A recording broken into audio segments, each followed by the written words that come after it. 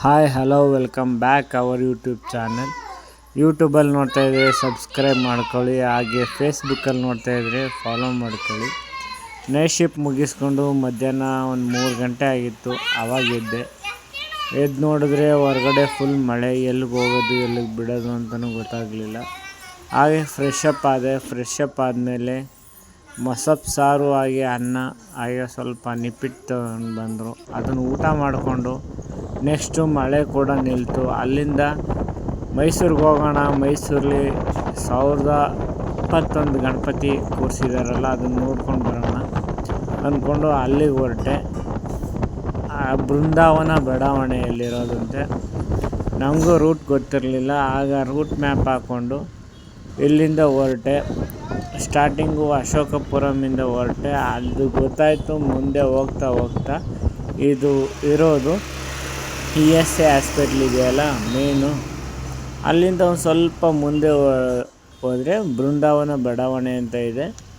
ಅಲ್ಲಿಂದ ಸ್ವಲ್ಪ ಮುಂದೆ ಹೋದರೆ ಬಲಗಡೆ ಕಟ್ಟಾದರೆ ಅಲ್ಲೇ ಇರೋದು. ಲೈಟ್ ಅರೇಂಜ್ಮೆಂಟ್ಸು ಹಾಗೆ ಬಾವುಟ ಎಲ್ಲ ಕಟ್ಟಿ ಅರೇಂಜ್ಮೆಂಟ್ಸ್ ಮಾಡಿದರು.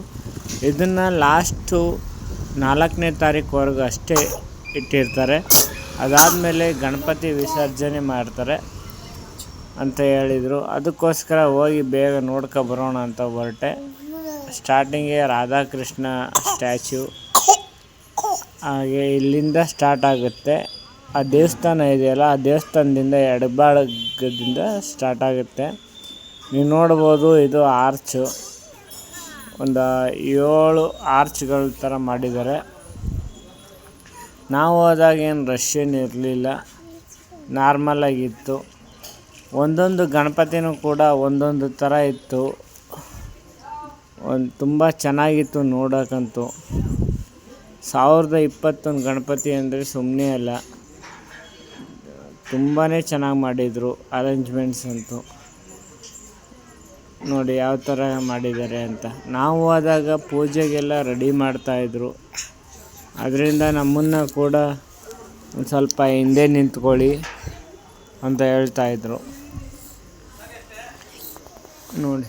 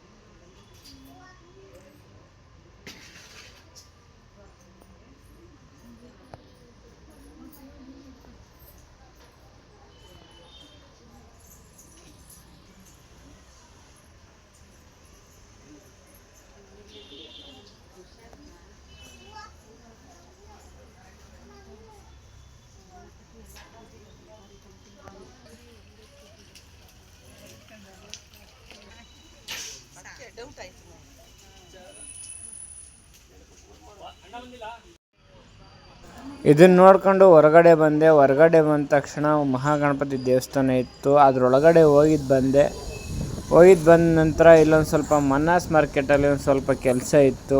ಒಂದು ಐಟಮ್ ತೊಗೋಬೇಕಿತ್ತು. ಅದನ್ನು ತಗೊಂಡು ಇದು 380 ಆಯಿತು. ಇದನ್ನು ತಗೊಂಡು ಮತ್ತೆ ಅಲ್ಲಿಂದ ಹೊರಟೆ. ಹೋಗ್ಬೇಕಾದ್ರೆ ಇನ್ನು ಲೈಟ್ ಅರೇಂಜ್ಮೆಂಟ್ಸ್ ಕೂಡ ಮಾಡ್ತಾಯಿದ್ರು. ಇದು ದೇವರಾಜ ಅರಸು ರೋಡು, ಅಲ್ಲಿಂದ ಸ್ಟಾರ್ಟ್ ಮಾಡ್ತಾಯಿದ್ರು. ಒಂದೊಂದು ಸ್ವಲ್ಪ ಆಗ್ತಾ ಬರ್ತಾಯಿದ್ರು. ಇನ್ನೇನು ದಸರಾ ಸ್ಟಾರ್ಟ್ ಆಯ್ತಲ್ಲ ಅದಕ್ಕೋಸ್ಕರ. ಮತ್ತು ರಾಮಸ್ವಾಮಿ ಸರ್ಕಲಿಂದ ಮುಂದೆ ಬಂದೆ. ಅಲ್ಲಿ ಏನು ಲೈಟ್ ಅರೇಂಜ್ಮೆಂಟ್ಸ್ ಅಂತ ನೋಡಿದೆ. ಆಗ ಗೊತ್ತಾಯಿತು ಅಲ್ಲಿ ರಾಮಸ್ವಾಮಿ ಸರ್ಕಲ್ನ ಗಣಪತಿ ಕೂರಿಸಿದ್ರು. ಅದಕ್ಕೋಸ್ಕರ ನೋಡಿ ರಾಮಸ್ವಾಮಿ ಗಣಪತಿ ಸರ್ಕಲ್ನ ಗಣಪತಿ ಯಾವ ಥರ ಇದೆ, ತುಂಬ ದೊಡ್ಡದಾಗಿದೆ, ತುಂಬ ಯೂನಿಕ್ ಆಗಿದೆ. ಇದು 4ನೇ ವರ್ಷದ ಸೆಲೆಬ್ರೇಷನ್ ಅಂತೆ. ನಾವು ಹೋದಾಗ ಕೂಡ ಪೂಜೆ ನಡೀತಾ ಇತ್ತು. ಪ್ರಸಾದ ಕೂಡ ಕೊಟ್ಟರು. ಅದನ್ನು ತಿಂದ್ಕೊಂಡು ಮತ್ತೆ ನಾನು ಅಲ್ಲಿಂದ ಹೊರಟೆ. ಈ ವಿಡಿಯೋ ಏನಾದರೂ ಇಷ್ಟ ಆಗಿದರೆ ಲೈಕ್ ಮಾಡಿ, ಶೇರ್ ಮಾಡಿ, ಕಮೆಂಟ್ ಮಾಡಿ, ತಪ್ಪದೆ ಸಬ್ಸ್ಕ್ರೈಬ್ ಮಾಡಿ, ಹಾಗೆ ಫೇಸ್ಬುಕ್ಕಲ್ಲಿ ಫಾಲೋ